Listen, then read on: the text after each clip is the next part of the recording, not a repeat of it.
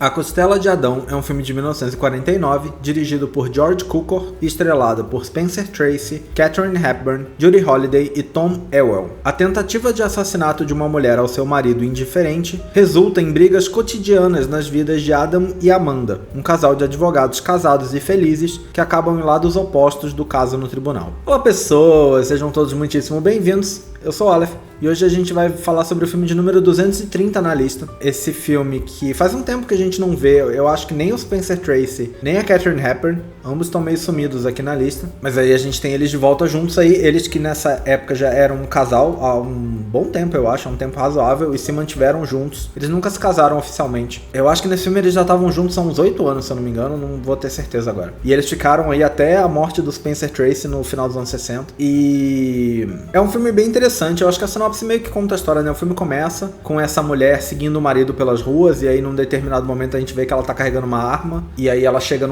num prédio, entra, onde ela vê o marido entrando, né? E aí ela abre a porta do apartamento ali onde ele entrou e encontra ele no sofá abraçado com uma outra mulher e literalmente sai atirando. Ela chega, tipo, ela não olha, ela baixa a cabeça assim, fecha os olhos assim e sai atirando. Nisso ela acerta o marido, ninguém morre, mas ela atinge o marido, e aí ela é levada pela polícia e tal, e acaba presa. E o filme é essencialmente sobre o julgamento, que primeiro é o Adam, que é o personagem do Spencer Tracy, é colocado no caso, ele é promotor, e ele é colocado no caso pelos chefes dele, não ele que escolhe. Mas a Amanda, que é a personagem da Katharine Hepburn, fica muito incomodada com o que tá acontecendo, porque ela fala que se fosse um homem, e ela até cita um caso em que isso aconteceu, ela fala que se fosse um homem fazendo a mesma coisa, ele teria sido inocentado, porque ele estava apenas defendendo a honra. E aí ela resolve pegar o caso. O Adam, ele é escolhido pro caso, né? Não é ele que quer pegar o caso, pelo contrário, ele fala até que ele não quer, porque ele já tinha tido uma conversa sobre o caso com a esposa em casa, porque viram no jornal e tal, e aí ele já sabia que eles tinham opiniões contrárias, ele não queria levar esse problema pra dentro de casa. Mas a Amanda resolve ela ir até a acusada pra se oferecer como advogada pra pegar o caso dela, e a defesa dela é toda focada no fato de que, tipo, sim, ela fez isso, mas olha, ninguém morreu, e se fosse um homem, vocês teriam absolvido ele. Então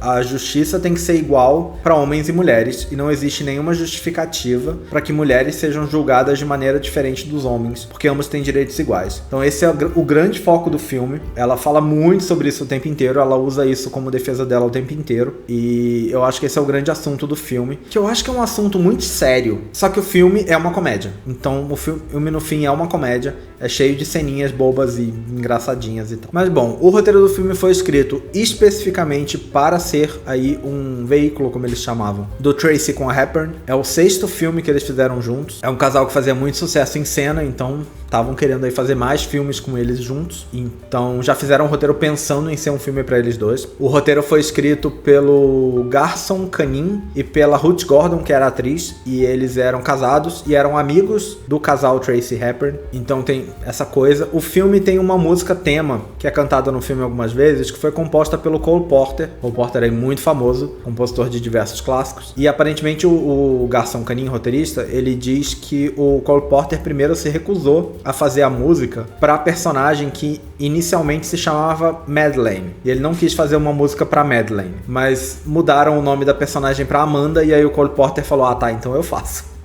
E aí eu achei engraçado essa parte. Aparentemente tiveram que convencer a Judy Holliday a fazer o papel da Doris, que é a acusada, né? É a esposa traída que tenta matar o marido. Ela não queria fazer o papel. Aparentemente ela se incomodou muito com uma linha de diálogo no filme em que o marido chama ela de gorda. E realmente, por um lado, problemas de estereótipos estéticos e tudo mais. Por outro lado, a atriz obviamente não era. Tava totalmente dentro do padrão de beleza da época, e eu diria que em alguns aspectos até de hoje em dia. Mas o marido, num diálogo em que ele só fica falando mal da esposa, né? Essa é uma das coisas que ele fala, e ele diz que ele deixou de amar ela por isso. Porque perguntam no tribunal: ah, quando que você deixou de amar a sua esposa? Ah, numa data tal. E aí fala, por quê? Porque ela começou a engordar. E aí é uma questão que a atriz se incomodou, mas os roteiristas e o Harry Cohn, presidente da Columbia Pictures, convenceram ela a fazer o papel, porque o presidente em especial queria muito muito que esse papel fosse o teste dela para ela estrelar um outro filme que eles estavam querendo fazer, que era baseado numa peça da Broadway que ela estrelava na Broadway, mas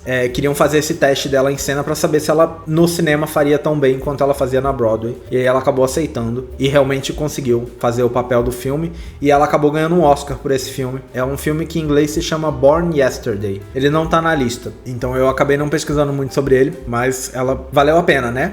Valeu a pena ser convencida, já que foi esse filme que levou ela a fazer o outro, e o outro deu um Oscar de melhor atriz pra ela, né? Esse filme foi um grande sucesso de público e crítica, todo mundo gostou do filme. Os roteiristas foram indicados ao Oscar de melhor história e roteiro, mas não ganharam nenhum dos dois. E em 1973, muitos anos depois aí, esse filme acabou sendo adaptado para uma série de TV, mas que só durou uma temporada, teve 13 episódios e depois foi cancelado. Vamos dar uma olhada então no que o livro fala sobre ele. O livro diz que dos 9 filmes que a Katharine Hepburn e o Spencer Tracy fizeram juntos, esse pode ser considerado o melhor. É o primeiro que a gente vê, talvez seja o único que tá na lista, então não sei se vou conseguir avaliar no momento, mas também fala sobre como esse filme serviu de inspiração para incontáveis outros filmes e séries de TV sobre casais briguentos, mas que continuam se amando e tal, que realmente é a trama do filme. O livro ainda descreve a personagem da Katharine Hepburn como uma advogada protofeminista. Eu achei uma coisa interessante e eu acho que faz sentido com o filme realmente. O livro ainda termina dizendo que alguns diálogos do filme podem parecer antiquados hoje em dia, o que eu acho que realmente é o ponto mais importante. Eu acho que é interessante porque eles parecem muito avançados pra época, mas antiquados pra hoje. Porque realmente a personagem da Katharine Hepburn é essa,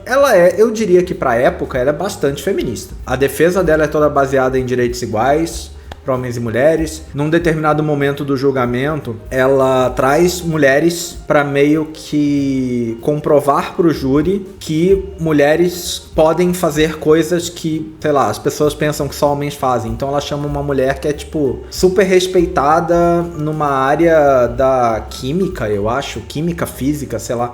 Ela começa a listar cargos que ela tem, o que inclui, sei lá, ser consultora do exército e coisas assim, sabe? Cargos de extremo respeito, e ela no final fala, bom, isso é esse ano, pra dar a entender que ela já fez diversas outras coisas, e aí ela começa a listar as graduações, ela fala graduações, mestrados, doutorados que ela tem, ela lista um monte, e ela fala, bom, esses são os aqui, você quer saber os no estrangeiro também? Sabe, umas coisas assim. Ela depois chama uma mulher que, tipo, trabalha no circo, é super forte, faz uma cena, inclusive, que eu acho que é a cena mais ridícula do filme, que eu acho que era totalmente dispensável, que é a mulher levanta o personagem do Spencer Tracy e fica segurando ele no alto, que é pra dizer que ela é tão forte quanto um homem. Só que, né, eles não arranjaram uma pessoa que realmente sabia fazer isso, o que certamente existia, podia ter sido usado, mas eles não chamaram uma pessoa, eles quiseram fazer a cena de um jeito falso mesmo, e aí o Spencer Tracy fica pendurado por fios, né, e em pelo menos um dos momentos os fios ficam muito visíveis, mas assim, muito visíveis, extremamente visíveis. Não sei se é uma questão de qualidade de imagem, de repente na época era mais fácil disfarçar, era mais difícil de ver os fios na qualidade de imagem em 1949, hoje em dia, em, sei lá, Ultra HD, os fios ficam muito visíveis. Eu achei que ficou bem feio e é uma cena que não precisava ter acontecido daquele jeito, sabe? Eu acho que ela podia ter sido feita diferente. Então achei meio idiota. Mas é isso, realmente o filme puxa muito esse assunto do feminismo, porque a Katharine Hepburn, ao mesmo tempo que o Spencer Tracy vem primeiro no nome do elenco, eu diria que ela domina o filme, assim. Eu acho que ela é uma presença muito mais dominante do que ele no filme. Obviamente o casal em si é protagonista, mas eu acho que ela é ela primeiro e ele depois. Então eu acho que o fato da personagem dela, que é uma personagem feminista, dominar o filme, acaba fazendo que esse seja muito o assunto do filme em muitos momentos. Porém, é um filme de 1949, né? A gente tem que dar uma pensada nesse fato. Eu acho que algumas ideias são muito diluídas de um jeito que elas acabam funcionando meio mal. E eu acho que o fato de o filme ser no fim uma comédia, também não se soube dosar muito, não ficou uma crítica, uma comédia de crítica como se fez muito ao longo de toda a história. Não ficou, sabe? Ficou mais uma comédia boba, intercalada com discursos mais ou menos sérios, mas que são sérios, mas o filme não leva eles a sério de um jeito que de repente ele poderia ter levado. Então eu acho que o filme fica antiquado por isso, pelo jeito como ele pega um assunto que eu acho que poderia ter sido melhor elaborado, e teria sido melhor se fosse melhor elaborado, ao mesmo tempo que eu acho que é o que dava pra fazer na época, também, sabe? Também não dá pra querer milagres. E eu acho que ele acaba ficando datado hoje em dia por isso. Porém, eu acho que pra época ele é um pouco surpreendente, ele é mais avançado do que se espera de um filme da época. Mas enfim, eu acho que é um filme bem divertido, eu acho que é um filme muito bom em muitos aspectos. Não sei se eu colocaria ele na lista, não acho que ele é impactante o suficiente pra mim, mas adorei ver. Eu sempre falo aqui, né? Eu sou fácil pra gostar de comédia, então gostei do filme, achei divertido.